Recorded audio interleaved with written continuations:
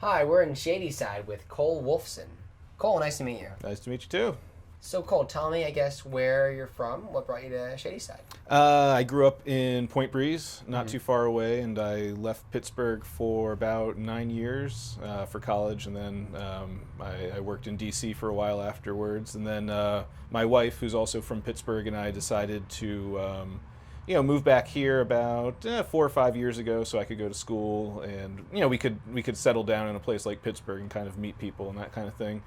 And Shadyside was just where we ended up. It's centrally located. I was going to Pitt, so it was close to the universities.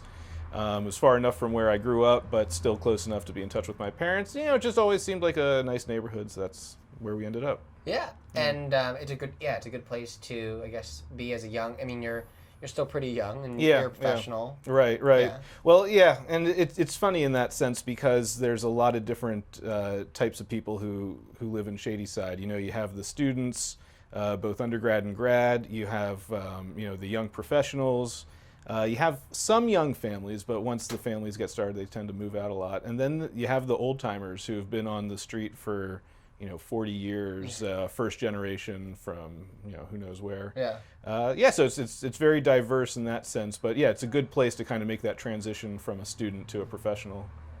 Tell me, I guess, about what you do for a living. I do a couple things. I work at Innovation Works, which is a nonprofit down on 2nd Avenue in the tech corridor there. I do business development. I help find funding to run all the programs.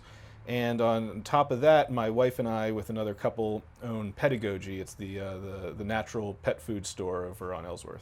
Very cool. And so, I guess, tell me about what Innovation Work does and Innovation Works. I'm sorry, and what they do and the programs that they offer. Sure.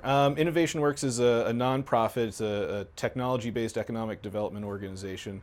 It provides early stage funding to entrepreneurs to develop technology companies in southwestern Pennsylvania.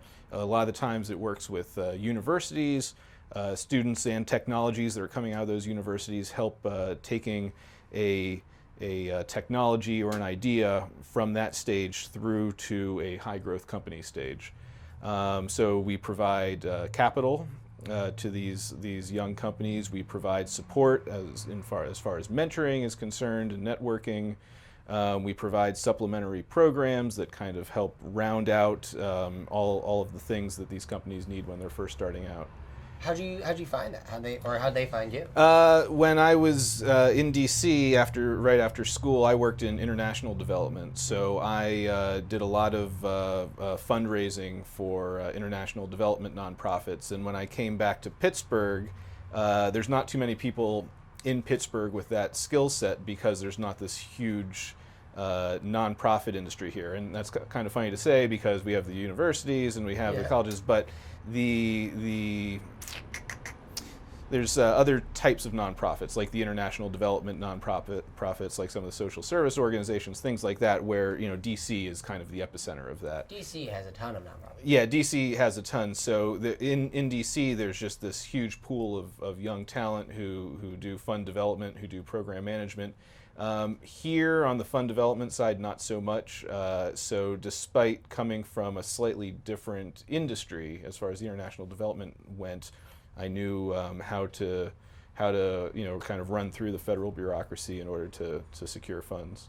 And tell me about pedagogy. Pedagogy, yep. How old is that?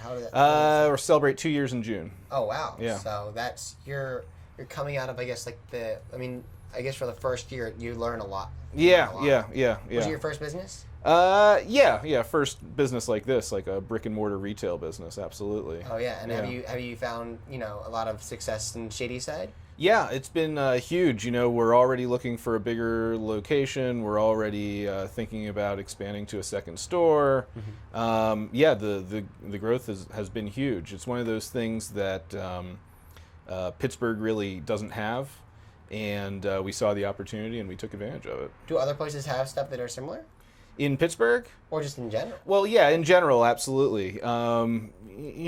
Pittsburgh's come a long way, especially since I grew up here, but we're still always a couple years behind whatever's going on anywhere else in the country. Yeah. So, you go to other cities and you see stores like this, everywhere. Yeah. And we just didn't see it in Pittsburgh. Yeah. We found one or two, but they were really far away. We found ourselves driving 40 minutes for dog food, and we said, this is madness.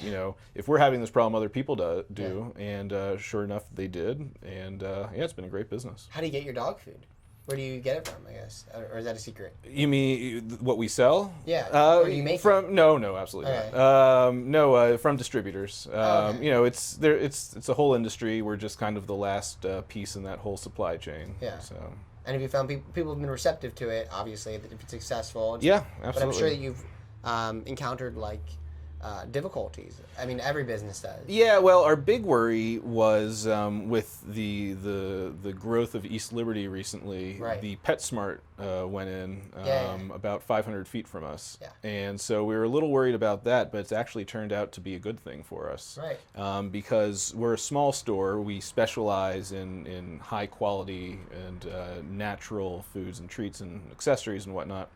And but we can't stock everything because we're so small. So now people who might not have come to us because they said, oh, well, they have the food, but they don't have this other stuff. I only wanted to make one trip. Yeah. Now, come to us, buy the stuff that they need that's high quality, and then all the other crap they can go to PetSmart. Yeah. So it's worked out really well.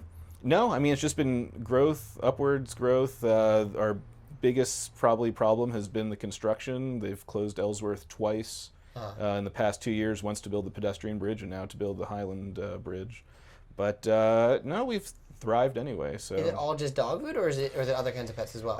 It's dogs and cats, 99%. It's funny about when it comes to pet food, about 70% of sales, and this is nationwide averages, are dog. Yeah. Another 20% are cat, and then lizards, and fish, bunnies, stuff like that is the rest a little bit. Dog people are nuts, and they spend a lot of money on their dogs. That's true. And cats usually don't Cats eat as take much. care of themselves. Yeah. They can eat mice or whatever. Yeah. They're watching their figure. There's a lot of cats on diets. Yeah. Well, you don't need the amount of treats and toys and all that. I mean, dog people want to be loved. Dogs will use them. Cats will just ignore it. That's exactly right. Yeah. They're kind of aloof. I bought a little dog trench coat. Oh, yeah? And they don't sell, because I tried to buy a cat trench coat for a cat. They just don't sell them. For good reason. Cats won't wear it. How did your cat feel about the trench coat? It hated it. Yeah. But it made for very interesting TV. Yeah. Because it made it look like it was thinking about things all the time. Yeah. I was going around trying to get it off. And when you have a cat in a trench coat that's trying to get out, it just makes for a good, you can film hilarity enses. Yeah, I mean, you can voice over that and make film noir and put it in black and white, put some sepia tones over that, and you've got a great show. I would watch that. Yeah, well, maybe you will. I'll send you when it's done. I'll send it to you. Yeah, I can't wait. Do you get to meet a lot of pets? Is Pittsburgh a very big pet town? Yeah, Pittsburgh is a big pet town. I'd say that everybody has pets, and my very unscientific opinion is that there's more people with pets here than a lot of other places. Yeah. But I'd say Pittsburgh's not particularly pet friendly. Oh, okay. Why not? Well, I don't know. With the health laws being what they are, you can't even bring pets onto patios where food's being served. That's been a big problem. It's just there's not a lot of resources for pets. The police crack down on the pets in the park if they're off leash. It's just not necessarily a particularly pet-friendly place, but a lot of people have them, and they're wonderful people. Oh yeah, and a lot of cities are really proud of their pet. I've been to a lot of cities where everyone talks about their dogs. Well, and what's interesting is since I do work in fund development, I worked with the URA to get an $8,000 grant for Shadyside to make Shadyside more pet-friendly. Really? So we now have a website, barkshadyside.com, that's dedicated to all of the pet-friendly businesses. All of those businesses got treat jars with treats, so they give them to the dogs when they come in. Just this past weekend, we did the big unveiling. We had a pup walk. We had about 200 dogs do a 1-mile loop through all the business districts in Shadyside. So we're doing what we can to make the city more pet-friendly, and we want to kind of take that initiative and replicate it in other neighborhoods in the coming years. Oh wow, that's really cool, and that's like a really interesting initiative. Yeah. It's been well received by the community. We put poop bag dispensers up on all the business districts. That's important. So yeah, I mean, it's these little things where it makes a huge it signals to people. Makes them know they're welcome. Exactly, Yeah. exactly. And so if we can do that in other parts of the city, we'd really like to.